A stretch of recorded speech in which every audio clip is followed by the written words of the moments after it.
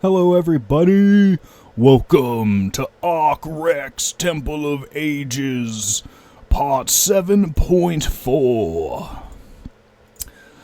Hope everyone's having a great day or night wherever you are. And this one should be a lot of fun and very synchronistic, hopefully. It was for me, anyway. I never really plan on putting that much about Sirius or dogs in these. I mean, there's been a few points here and there, but it's just crazy to me how much that keeps reverberating in my life and how it shows up in the presentations and certain slides I didn't notice. Because, like, in this picture, you have the dog with the moon behind it, and in my last presentation, I forgot to add with the Dogecoin part that the dog was going to the moon, or Sirius was going to the moon, which is interesting because, you know, Sirius might ascend the Matrix too.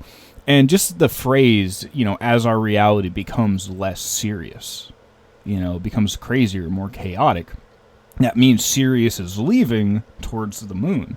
And that's what's causing the breakdown of all the order, potentially. I mean, in a very, like, vague, you know, top-down view, you know, at least in a symbolic way. So, starting out, this episode's going to also focus a lot on vampires.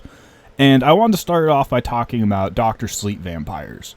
And they're from The Shining by Stephen King, which was about a psychic boy that could bring thoughts and ghosts and imagination to life with his shine.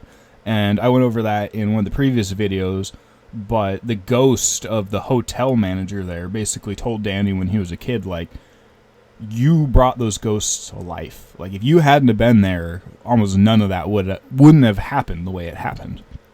And just the consequences, like if you go to a really evil place and you bring dark to light, you want to be careful what you're doing. But in the sequel, they really focus on energy psychic vampires, or psychic energy vampires, that can travel through dreams, lucid dream, and they can live for hundreds or thousands of years, and they feed off your pain. So they have to torture you, and it's not quite with blood in this one. And I always found it interesting, and I've talked about this a little before, that they call their big targets whales. So if they find someone really psychic that will power them for a long time, they'll call them a whale. And I've been talking so much about whale dreams recently, and it's very similar to how our society was in like the 1800s, that they're using these whales to power their very civilization.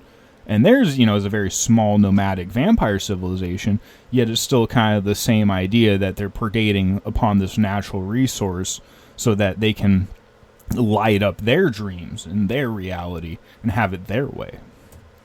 And like I said, it doesn't really take the form of blood in this one. It takes the form of steam, you know, which runs engines and things like that, and very highly symbolic within itself.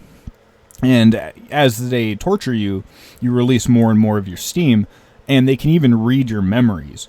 So I'll go into this more later, yet it's very similar to the idea of this hive mind I was talking about last episode that wants to steal your memories themselves so they can entertain themselves.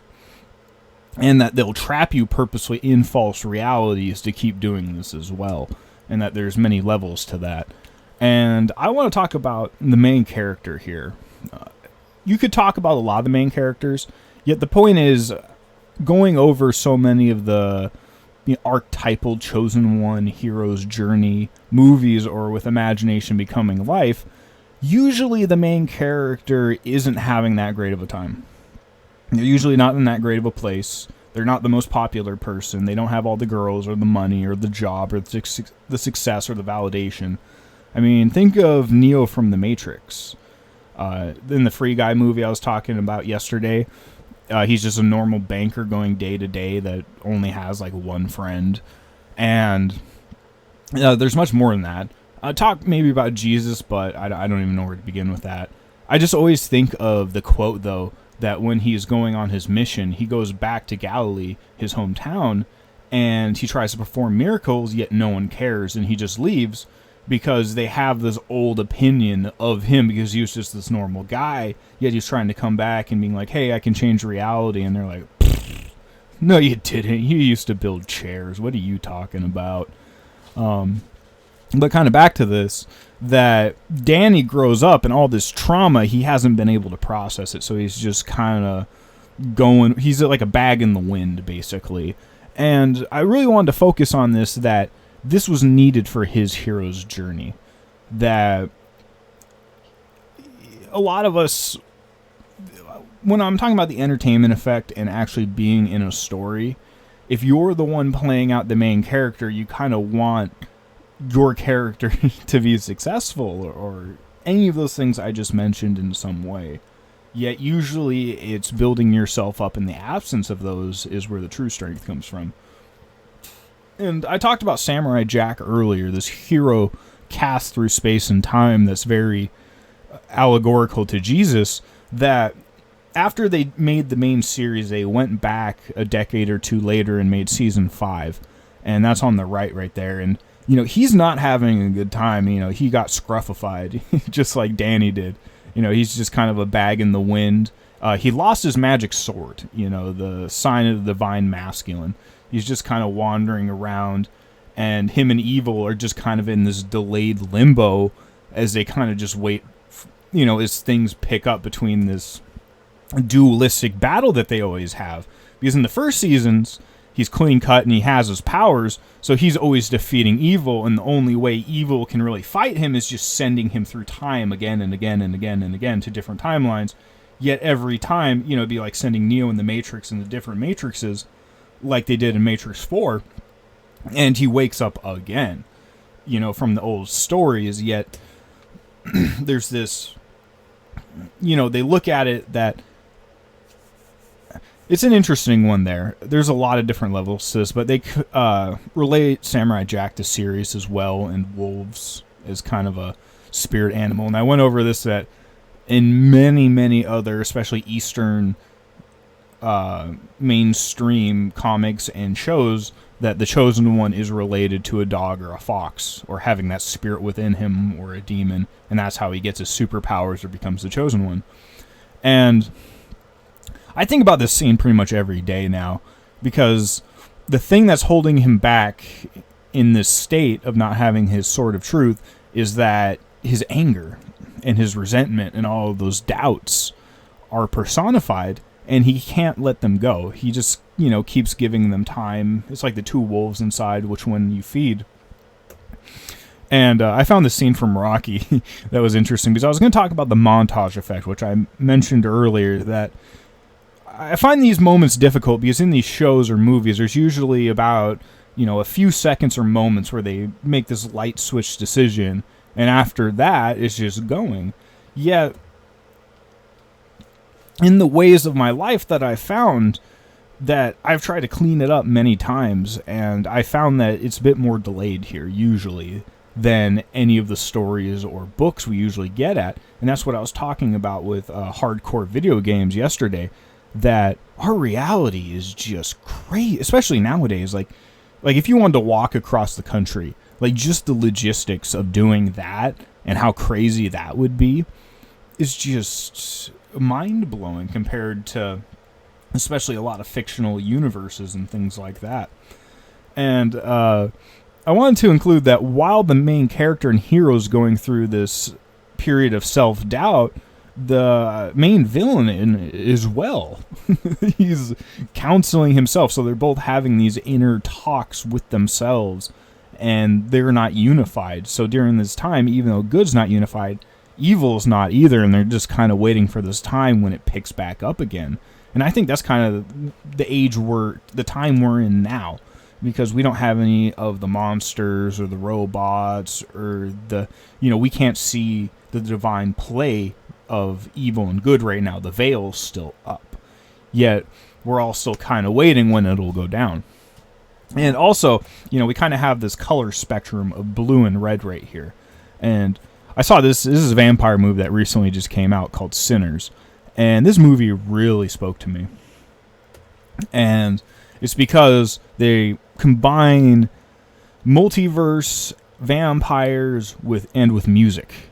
And it's interesting because we can call reality a dream or a simulation, but we can also call it a song. Lucifer, the fallen angel, was of the choir. So we keep coming back to music, and when you think of, it's one of the most beautiful things. Like if you have a musical instrument and you get an entire orchestra together, the divine harmony you can make, and just, I would say even like the healing it can do. And even this movie kind of talks about how music can heal. And this guy starts out by singing the song, and he's the main character of this movie. And he starts singing his song by saying, "It might hurt you. Hope you don't lose your mind."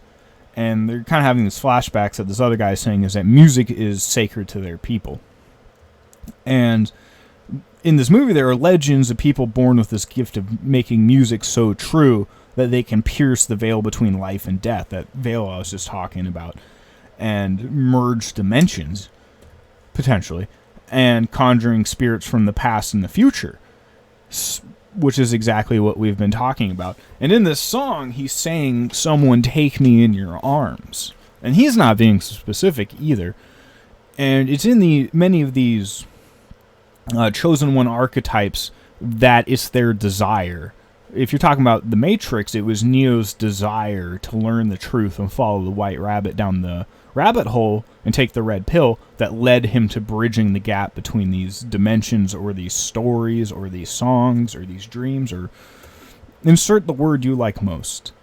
And I just kind of like this, that the person with the mask in the back is a ceremonial tribal African dancer, and they shake their ankles really crazily in their legs and create this effect with the dust. And that's combined with the backdrop of like an Egyptian, and you got someone with like an electric guitar in the background. So while they're saying this, everything's melding together. Or if you had a CD soundtrack with all of Space and Time on it, it's starting to all ooze together. And unfortunately, they're shining their light. I was talking about The Shining and vampires earlier, and about how this psychic kid brings ghosts and reality to life. And I would say because he's being unspecific, or, you know, it's just how the system works, that the vampires see it as well. And that it's also a ritual as well that heals their people. And back to the healing of people through music, to one side, to good, it's for healing. Yet the vampires, because they can't heal themselves, need to steal that because they're cut off, like at the bar. And they can see right through the veil. Like there's supposed to be a building there hiding everybody, but they can see them plain as day because they let it light up. They let their light shine. And that's kind of what I was talking with Danny earlier, and how his character arc started with him having a scruffy beard, and he's an alcoholic, and he's just kind of drifting around. That was keeping his light from shining. And I talked about that earlier because in the end, when he has a showdown with the vampire lady, she's like, "How did we miss you?" Because like you were here this whole time, but you weren't on our radar till like yesterday. Like who are you? Like, how did you slip through the net like that? And they make a point that I'm going to really hammer home, that these vampires and music go right together. And he's singing a song about a dog. And when he makes all these people vampires, he makes them sing and dance. And he's talking about ghouls and goblins and religion and all this. And dogs. Can't forget those. And they make an explicit point because... So they're outside the house right now, and they need permission to come in. So for like half an hour, they can't come inside, and they're trying to have conversations and lure the people out. And they explicitly make the point multiple times that basically the vampires are way more excited to have them join the vampire hive mind than actually just sucking their blood and having food. Because the main head honcho is saying like, "Hey, I know the memories of everybody. I can speak Chinese now because this guy's Chinese." And he does. And he makes a big point about that. And like I was saying, the biggest point was he wants the main character that makes his beautiful music to be in his play with him. You know, he doesn't want him to leave. He wants him to join his messed up circus and stay there for as long as possible. And I would say, evil would say forever, yet nothing's really forever. And if you want to self-improve, you can walk out, I think, of even the deepest hell if you're willing to face it and do the right thing for, you know, as long as it takes to pay off the bill. And though luckily vampires and evil can't really stand direct contact with the divine masculine personified, which is the sun. And luckily, they all were standing in a very similar spot. And this makes me think of the Bible and the camp of saints in Revelations, because all the enemies are gathered up in one spot. And it makes sense that if the sun was 7 times as bright and it melted all the ice around the Arctic, that it would make an area for this giant evil army to gather. I didn't put the slides in here, but the very biggest gist of it is that the portal way to basically the fountain of life, or this good place, or this alternate realm with like all these monsters and dinosaurs and giants and imagination, is near the North Pole. And that if we go through this cataclysm, that it's going to melt a lot of the ice and water up there. And that right now, if you look into it, like I was talking about in the last presentation, that they're building all these bunkers in the Arctic right now, and the military's prepping up for all the Arctic stuff, and it's melting right now, so it's opening up, and everyone's getting ready to make this journey and voyage and trek to the middle of the earth, kind of like Noah's Ark in a way. And here at the end, after he gets free from the vampires, he's going back to the church and his father, and they're singing a song about letting your light shine. And I wanted to include this lady because she was the one that knew what vampires were when no one else knew what vampires were. And she kind of slowly figured them out and, told everyone their weaknesses later on. And the big point about it, she was telling the person, like, don't let them turn me. Like, if I get bitten, just end me right now, because there's an afterlife and I got people waiting for me, and I'll be waiting for you. So make sure you don't get turned either. Because you'll be stuck here, every day living this stupid life instead of going back to the source and with your loved ones. And, he even gets reunited with the divine care again and everything he's lost in this life, which is beautiful, after he did the right thing and made this huge sacrifice.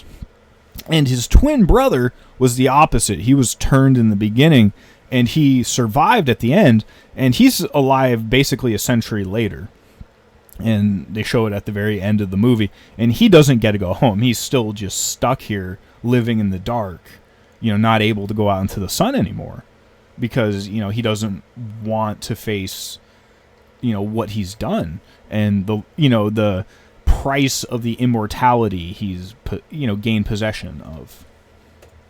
And kind of back to the symbolism of the red and the blue there, and it's over their eyes, so it's the one eye symbolism, and which path you can take along that way and where it leads. This is I believe this was DC, a superhero movie called Black Adam, and another one called Shazam. And I wanted to talk about because it's a very similar idea with this, that you have this dualistic response of good and evil. The funny thing, though, is Black Adam represents in between. So he's not quite a superhero, but he's not a villain either. And it makes for a very interesting movie because, like, when he fights people, like, the henchmen might die.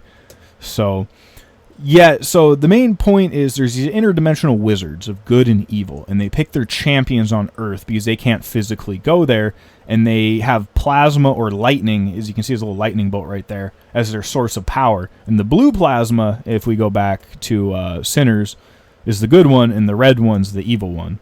So we have the good blue one right now, but there's also an evil magic council as well. And later on in the movie, you can kind of see in the background there that the villain's literally a red guy with demon horns with an inverted pentagram made out of fire on his chest. I don't know how you get much more blatant than that. Yet it kind of just shows that dualistic thing. And he was supercharged by the evil wizards because he was their evil champion.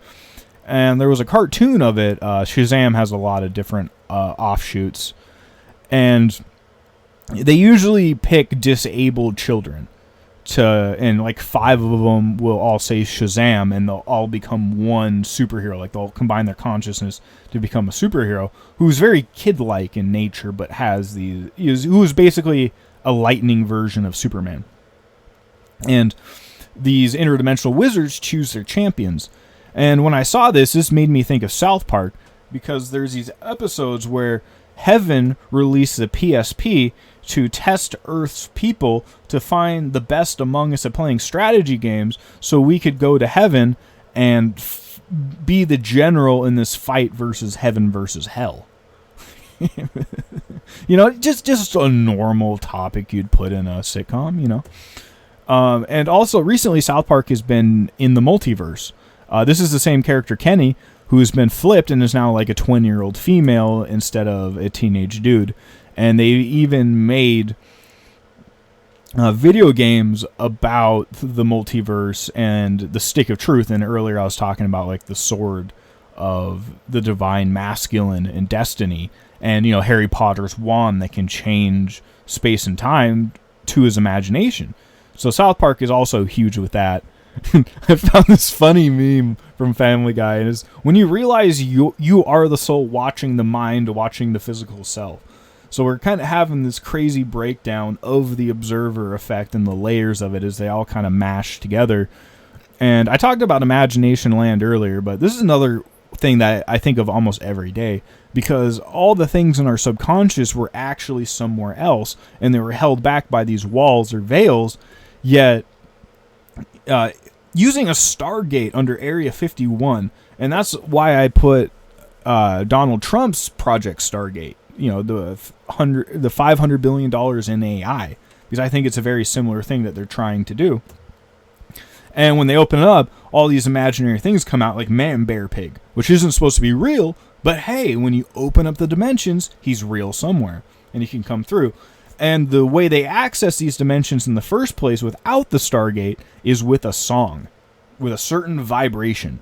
You need a certain vibration to get there. And also back to the Camp of the Saints I was talking about earlier. The Camp of the Saints can't go into the inner earth or the Fountain of Youth, because if you think of the cherubim with the swords of fire that kicked humanity out of the Garden of Eden and stood over it, that you can think of them as plasma. So there's like a plasma gate that's keeping you from this, holy land, the Garden of Paradise. And you need a good vibration to get there. I mean, there's some workarounds like Eva wants to build a Stargate and all that, but without all those workarounds in evil, the natural way to get there is through a good vibration. And that's also why all the evil stuck outside, also like in Sinners, is because they can't get inside with the good vibration. And also why vampires have to ask you if they can come in, because they're inherently evil and you have those God-given rights right now because the veil is still up. Yet it's kind of an opinion of mine that if the veil goes down, it's kind of like a contractual obligation that, hey, you know about these things now, and you're on their turf now, especially if you're living in like a cyber city or something like that, and you've kind of signed your rights away, because that's the implicit agreement of you being on their turf. And most people won't have the resources to just go stay in the woods for the rest of their lives without coming back out, in my opinion. Or doing that without having to live the lifestyle of basically a cardboard box hobo.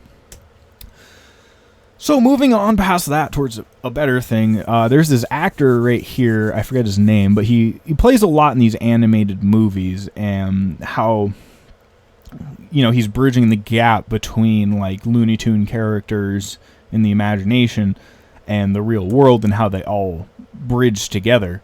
And this was Sonic the Hedgehog. And this, oh my goodness, the synchronicities with Sonic the Hedgehog is so crazy. So he's this blue plasma hedgehog that uses these rings, like the Stargate, to make plasma portals to travel between different realities. And Jim Carrey, who also played the Mask, wants to capture this infinite energy and use it for his own agendas, yet in this movie he's the villain. So it's kind of back to that idea of the hero can also be the villain, and it flip-flops. And here's I got this still of Sonic, combined with the moon again, and Seattle's in the background, which is where I live, which is very interesting because I call it the Heart of Darkness. Also, that there's this movie called Chronicle where this meteor lands and these kids get power so they can like fly, and they have telekinesis and all that. And I believe there was one more, but there's an odd amount of like combining Seattle and the Pacific Northwest with whatever's going to be happening here. And in this story, This is called the Chaos Emerald, and it makes imaginations and dreams come true. So these owls, the guardians of wisdom, are guarding this ability, this primal, divine masculine energy to not fall into the wrong hands. Like Jim Carrey, who controls all these robots and drones and is trying to ruin the day. And right here, that's Knuckles. So in the second movie, they're enemies because Knuckles wants to fight Sonic in this ancient feud he doesn't understand, but they turn out to be friends because Sonic's power is making friends. Which also is funny because earlier, yesterday I was talking about that Naruto show where there's interdimensional space aliens are trapping people in plant pods, and the guy with the fox demon inside of him becomes Ninja Space Jesus. There's a meme about him that I included way back in the earlier videos that he talks to the villain and makes them not be a villain anymore because he talks sense into them. So there's this reoccurring theme of the hero talking the villain out of being a villain and becoming their friend, which I talked about yesterday. The enemy of my enemy is my friend. And also he finds Tails, who's another person who joins his team. And I was going to put him in the slide because this is all under the umbrella of the Tale of Tales, Before, Beyond, After, and whatever the rest of that title was, After Time Itself. And Tails is this, superhero that is combined. He uses technology as well in his brain, so he's like the super smart guy. So later on in the movie, Jim Carrey ends up getting the Chaos Emerald and bringing his imagination to life, and he decides to make a giant robot with his imagination, which I was talking about yesterday, that if you have this access to infinite power, you can bring your very imagination to life, and a lot of people will either choose a giant robot or a giant monster, because those are very, natural choices. It's in our subconscious. So Sonic can harness the energy of the Chaos Emeralds, and it's very similar to Dragon Ball Z because he turns yellow, which is what happens in Dragon Ball Z when they become a Super Saiyan, when they align their chakras, like the Dragon Balls, because Dragon Balls are part of the Dragon Ball universe and have the 7 chakras, and they make your wishes come true. So they combine that with Sonic the Hedgehog, and he saves the day from the giant robot. And in the third movie, he has basically like the shadow version of himself. And this is an interesting thing. So in this movie, they say this is Jim Carrey's grandfather. Yet in this, they're like finishing each other's sentences and have the exact same likes and dislikes and like know everything about each other and like each other's memories. So that makes no sense to me that he's just some long lost grandfather that just appeared out of nowhere. To me, it makes a lot more sense that he's just like a multiverse version of himself from the future. They don't say that in the movie, but that fits way better. Because like my grandparents, like, yeah, I had some things in common and some genetic commonalities, but it wasn't like we met for the first time and we just finished each other's sentences. Like, that doesn't make any sense unless you're like the same person. Anyway, he teams up with Shadow, and they're going to blow up the world with red plasma from orbit.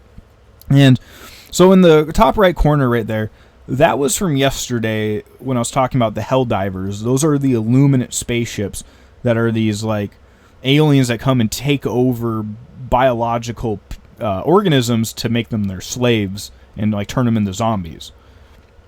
And I noticed that the space station looked very similar and kind of like a jellyfish almost, or maybe even kind of like a mushroom. And they have this big fight between good and evil, between the Chaos Emeralds and the power of imagination. And he does the same thing. He ends up convincing Shadow to become a good guy. And when they control the Chaos Emeralds to make their imagination come to life, they say Chaos Control. And it just kind of makes me laugh that I was saying earlier that usually evil and good on the surface kind of want the same thing. They're doing it in different ways, but they both want control of chaos to bring order to it. You know, good and evil want chaos.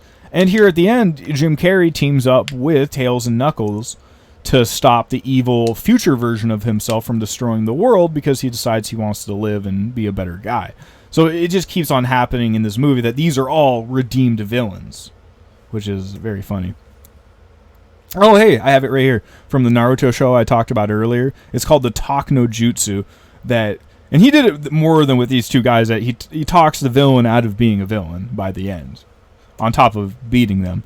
And at the very end of the movie, in the credits, there's this robot invasion of the multiverse version of himself. And here's the moon that's kind of split because the plasma laser and the Chaos Emeralds blew up the moon.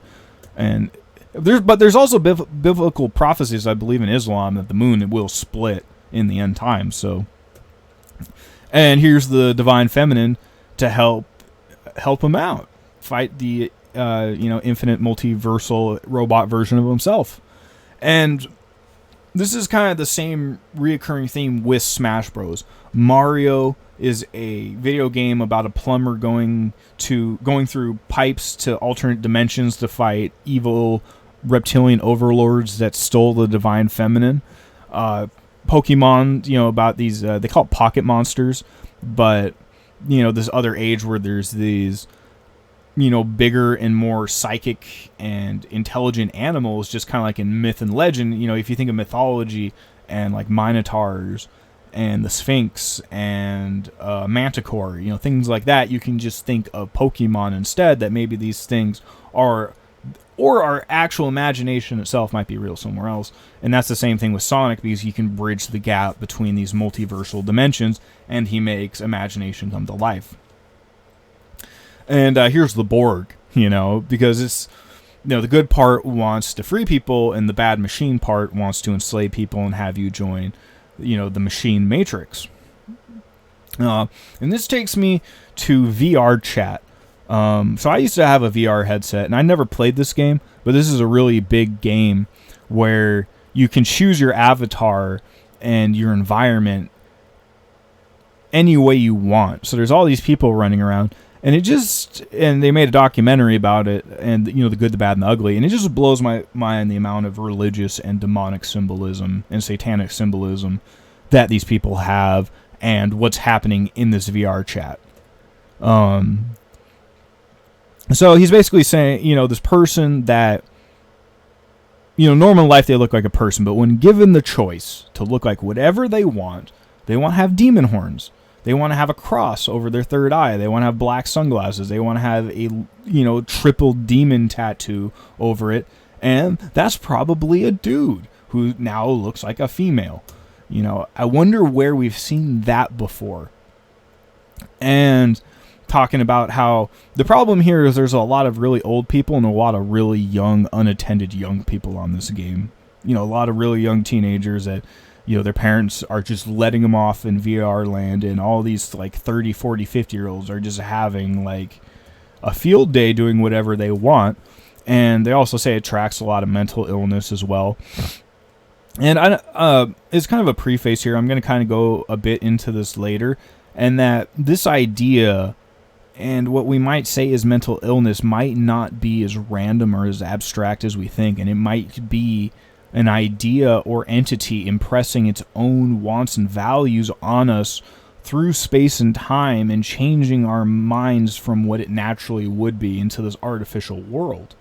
And most people think it's natural and just go along with it, but these things aren't actually that random, and it's all following a very specific thought line, and it's all kind of connected to this vampiric AI system trying to trap you in there and blur the boundaries between everything, and also like the negative side of hybrids and Sirius and technology and all that. And one of the biggest problems they have is grooming, and ruining the innocence of these children and the most vulnerable people in our society, which was the theme of the last episode as well. So more places in Japan do it, but they're like the top offender of it. Where they have anime drawings of themselves on the side of their choppers, or personify their choppers as an anime character. And they do this with tanks as well and things like that. And it just kind of comes back to this idea, and back with this like LGBTQ movement, there's this big meme that a lot of these people are sexually, or just as their personality, identifying as like a dog, or some like pink flamingo or something, that you can also identify as an attack helicopter. And that's just kind of funny that this meme is kind of like reverberating through reality. And that's not the only thing they want you to identify with. And I found this nice visual of the xenomorph from Aliens with the smartphone, because I think it's that very same idea that through these smartphones, this other dimensional predator's will is being impressed upon us and is also being fed through the subconscious. And like I was talking about earlier with like The Shining and vampires, they need our attention to thrive. It's the same with like Greek gods, that in some movies, that when they stop getting prayed to, they get old and they get weak and mortal and die because no one's paying attention to them anymore, because attention is energy. And back to the Borg Collective as well. And the new Jurassic Park, they genetically engineered this big monster, and they compared it to H.R. Geiger here. And I talked about him earlier, that he came up with the xenomorph design from Alien, and he like had this messed up house with skulls everywhere. I think I showed a picture of him earlier, but my opinion was that all that artwork didn't just come to his mind from nothing randomly, that he was basically a pipeline for this information. And now we're combining all these tropes with technology, but we're also trying to sexualize horror itself, in my opinion, and get people to connect with it. Because yesterday I was talking about, like on my phone, I had an ad about talking to an AI chatbot that looks like a cartoon vampire character.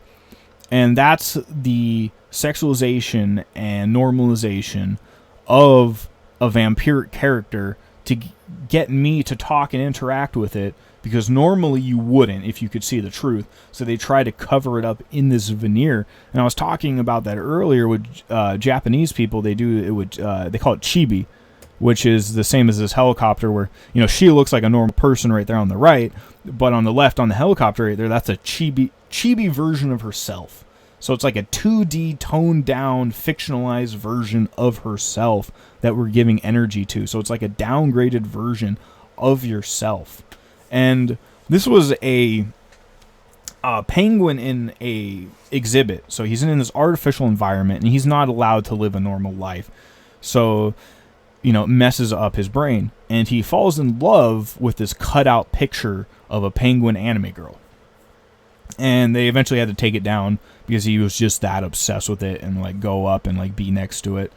And this theme was from the Blade Runner movie, because he's basically a synthetic android, so he can't have these normal connections with people. But they also link it to like autism, because autism's skyrocketing, and they're doing that because lonely autistic people are basically the perfect people, or people with divergent mental setups in their mind are the perfect people to take in this pre-programming, to identify yourself as something else than yourself, to get ready for this AI change and this blending of everything we've ever known from the life we're living now.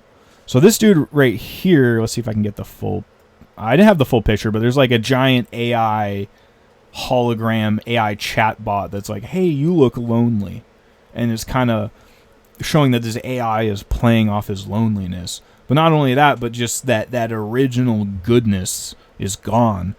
It's the same thing. I used to eat Taco Bell like every week at least, and now I think 2 weeks ago it officially died in my heart because it's just so expensive now. Like, and not only that, but smaller and crappier in every way.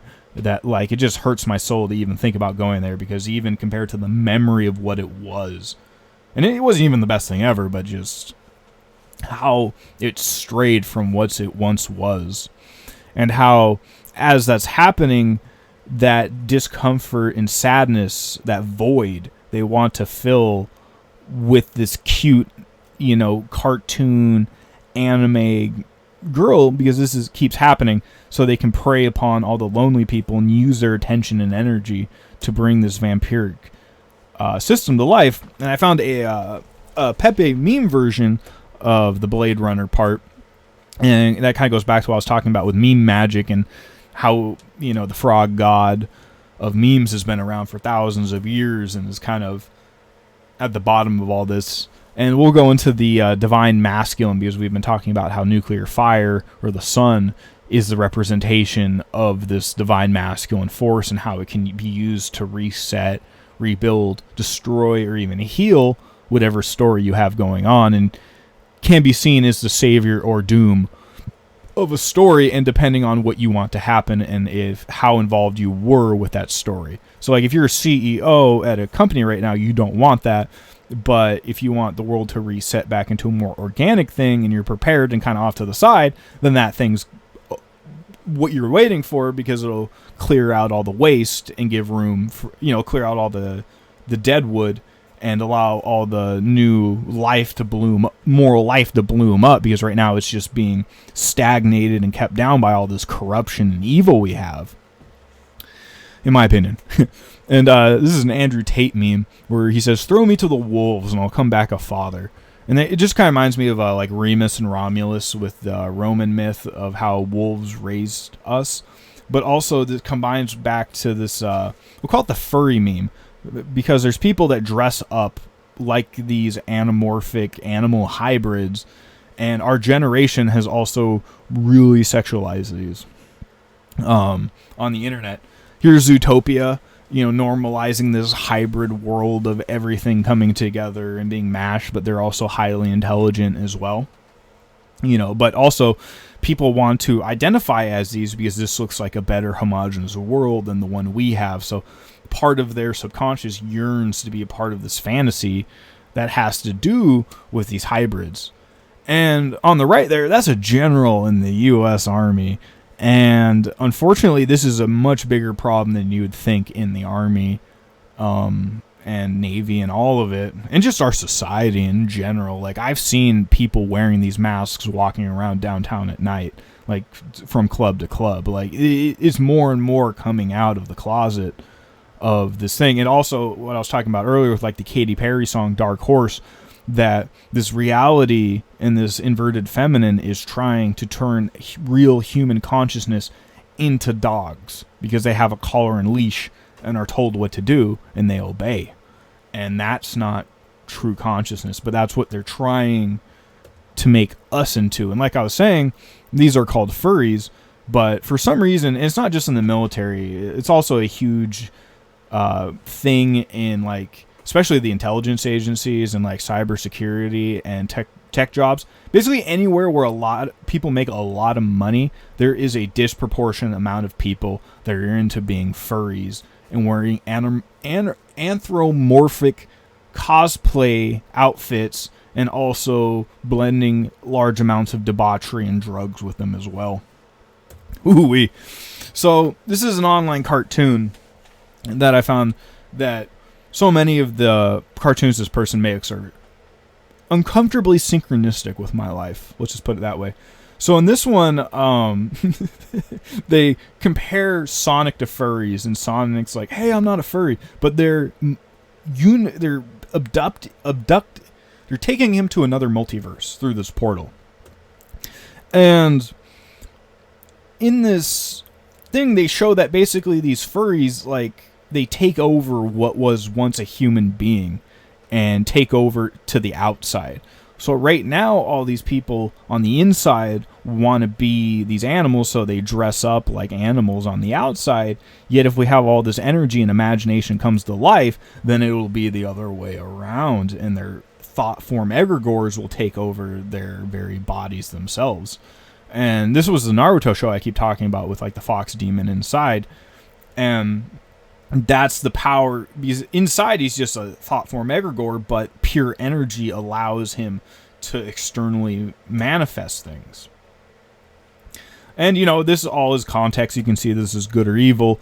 It's just what's happening. Whether it's good or evil, it's all kind of down to the context and where you are in the story and what you want. I'm not trying to say evil's good or good's evil. It's just that if you're evil, you see good as evil, and if you're good, you see evil as evil. But evil will see itself as good and doing the right thing, or the thing it wants to do. And also back to The Shining, about making imagination come to life and breaking these barriers down that we don't want broken down. And that's kind of back to the Door Brothers I was talking about the other day, and how their logo is them opening up these doors to the black abyss or the subconscious, and also animating the future, because the future is going to be what we put in our subconscious and how much attention and energy we gave it as it comes to life. And earlier I was talking about the Mouth of Madness, because the main character finds himself inside the story itself, and he becomes self-aware of this. And it's kind of funny because it makes him religious and spiritual. And at the end, like, he has that popcorn there, he's watching a movie of the story itself play out that he was just in like the ultimate fourth wall breaking experience. I wonder for whom the bell tolls, you know. If you think it's going another way, I'd love to hear it. It's just, it seems more and more that the evidence is just piling up that we're moving towards this judgment, or this, the veil coming down, the two becoming one, the light, the darkness coming to light, whatever have you of the system. I like this meme from Spy Kids, because the guy in the movie is pointing to the guy in the audience, like me right now, like, hey, you, like, this involves you too. Like, the bell tolls for us all. We can all be the main character. And here's this kind of like fan-made horror version of like this zombie version of Sonic, but that, like, you can't run. And I think we can try to run, but I'm not sure any of us can really truly run from our destiny. And there's a lot of stories about that, like I was talking about earlier with Danny in Dr. Sleep, that him running from his destiny basically just made his life miserable. And he could have kept running from it, but it would have had its consequences, and he just would have been stuck running, and he probably just would have, it wouldn't have been a happy ending. So, and this was, I believe, from The Invisible Man, because she's trying to tell everyone that there's this invisible man, but no one believes her. And that, all this is supposed to be fiction. The Bible is just supposed to be a book we can put back on the shelf, right? It doesn't involve us. And back to Tales. So this is a parody of the Warhammer 40k universe I was talking about earlier. So in Warhammer 40k, I didn't get to mention it earlier, that there's this parallel dimension where all the demons live. And they're basically thought form egregores that are fueled by the whole mass of humanity. So if the whole mass of humanity is in this giant war, eternal war at the end of time against all these alien and abyssal monsters, then the demonic egregores have a lot of power, because it's just all this misery going on, and they're basically demonic psychic vampires in another dimension. They're eating good if it's like eternal war and strife. So we can look at like our world and how it's built up for such suffering and misery, so these interdimensional parasites somewhere else can keep feeding and staying alive. And in that universe, eventually they do break open in certain points, and all of a sudden you have all these demons that were once thought forms manifesting. And in this parody, these are two different fictional universes, but they're brought together. But the the super soldiers are trying to get rid of the furry menace, but they lump in Sonic the Hedgehog with the furries. And there was this one episode of it where they are on this planet, and they think it's like they're standing in grass, but it turns out they were standing on a giant furry dog thing, and they end up nuking it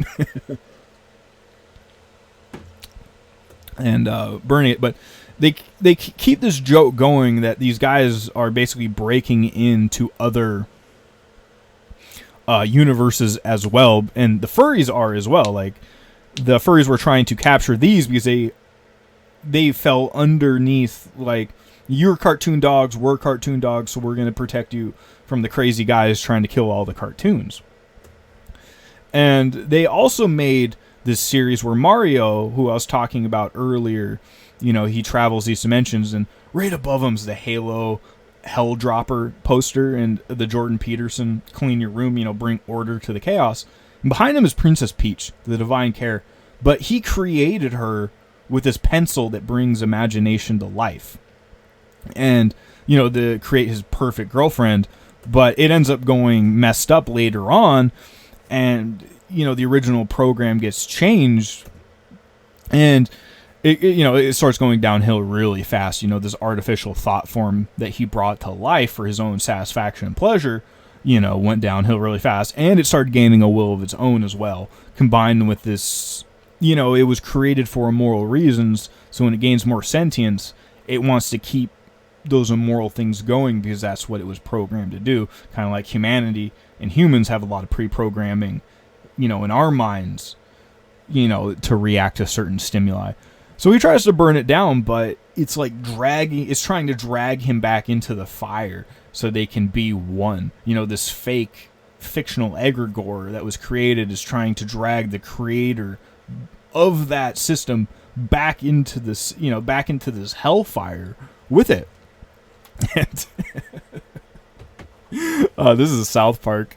I love the 33 above it that they, so when Imagination Land goes bad, kind of like that, what do they decide to do? Decide to nuke it. And also there was this anime that came out on Netflix, I believe this year, called Devil May Cry, based off a video game, where these demonic portals open up in New York, and the first thing they do is nuke it. And then they invade hell and try to subjugate it. And that takes me to the movie Pacific Rim that I was talking about earlier, because that entire movie is that at the bottom of the ocean in the abyss, aliens open up this rift between space and time and start sending all these genetically 3D printed monsters to go kill all the humans so they could take over Earth and terraform it for themselves, take over their dream, take over their reality. And at the end of the movie, they figure out how to get one of the giant robots into the alien dimension. You have the eclipse symbolism, which is also, like in the Marvel movies, the portal, which is also the ring from like Sonic right there. And he makes the Jesus Christ T-pose, and he sets off the nuclear reactor in his heart, and he blows up all the aliens.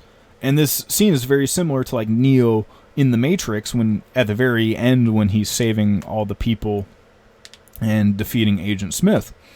And I kind of want to include that this isn't a lot more, in that I call it T-posing because that's the meme right there. You can kind of see there at the bottom right. And also kind of like that's the pose Jesus makes and what they put into the symbolism. And when you roll up the cross, you get the cube. So it's when you want to escape it. So I want to talk about, there's a game called Civilization that, tries to model, you go from like the Stone Age to the modern nuclear age. And there was this glitch with Gandhi where he's supposed to be the most peaceful AI in the game. But if you tweak some things, his modifier would go negative. So he was at like a 2, out of like 100 of like how aggressive he is. But because of the modifier, he'd go to like, negative 95. And all of a sudden, like, he became the most hyper-aggressive person, and he was known for nuking people just out of existence. It kind of comes back to this meme, the divine masculine and how you use it. And it just kind of bled through in this meme of civilization and, how it can shape it. And I just like the joke value of it, but I kind of wanted to include it. First they ignore you, then they laugh at you, then they fight you, then you cleanse them in atomic fire, then you win. That's basically the Camp of Saints right there. And they have this shot, of someone in virtual reality with these goggles over their eyes, making and shaping this whole world, this whole civilization, this game they think is fake, but might be more real somewhere else. And we're giving that energy. I wanted to include this, and, that containing that fire, that energy must be a hard thing to do. And also, like, you might save the day and burn down the evil empire, but then someone else is like, hey, I identified with that evil empire. You're the villain. How dare you? And I want to talk about Cypher really quick because the cow thing, that even though he knows he's in a matrix, he wants to go back into the pleasures of it. he wants to identify with it. He doesn't want to see it burn down and be cleansed away. He wants it to be perpetuated no matter what the cost, even if he's still enslaved to the system. And in the Loki movie, or the series, that girl's like a multiversal variant of Loki himself. And at some point, she just goes back in time to basically like 1995 and just works at McDonald's and just hangs out, because like it's way less stressful back then. Because like in the present, like reality is breaking down and they're trying to like rewrite reality into something better, and it's just way too stressful, and she'd just rather be back there and just living a normal, small day-to-day life without thinking big. Yet it eventually has to come back to the bigger picture eventually, and you can't just always hide like Cypher did. Like I was saying, you can't always run from your fate. I mean, you can keep running as long as you want, but at some point you have to turn around and face it. And with that, adios. I want to say thank you for joining me, and hopefully that left you with a positive reaction. The deep vampire talks and all that are always very interesting. It always interests me, like I said, is the desire for this journey that's usually combined with the Chosen One. Yet if the Chosen One had a normal, healthy life and everything was going great, then you wouldn't want to go on the journey, because usually, especially with how we're talking now, that might involve multiversal travel or, all kinds of things. So, and, if you tied your life to someone that didn't want to know any of this, like that's kind of one of my things as well. And I at least want to ask the question, because I'm still at a point where I don't know exactly what's going on. I'm more focusing on, hey, they're pre-programming this into our subconscious, and if we keep giving it attention, it'll become real anyway, even if it wasn't physically real in our experience before that. So I would ask that you keep on trying to manifest that awesome future. My life's been pretty topsy-turvy the last few days especially, and that's kind of why I've been doing these back-to-back. This is kind of like the nice part of my day where I can just vent and vibe and just kind of flow and get in that state. And it leaves me with a happy feeling, because once, like I said, if you can see the room full of vampires and how they work, you can chart your way out and make some friends and go have a party somewhere else. Yet if you can't even look at it, you're just going to be walking around in circles, and you're not really going to get out of it, because you're not really looking at what's happening or the depth of the shadows coming to life. Because I feel like a lot of people have already kind of wanted to tap out, and in a lot of ways I have, yet in another way I kind of want to see it keep going as well. I guess we'll just have to see. I think I'm here primarily just because the memes are so good. If we're going to have all this chaos, so at least we'll have some funniness along with it as well. And if you can detach enough that you can find the crazy humor in the circus that's going on, even though it's at the expense of human happiness and horrible things happening. Yet if you look back far enough, it should all work out. I say should because, in the system it does. It's just that, if there's no doubt, then there's no entertainment value. And, why are we even going through all these motions if it's already just worked out, and you're not going to have any trials or tribulations. You could just play the credits right now. Anyway, so have a good day or night wherever you are. Keep thinking those awesome vibes.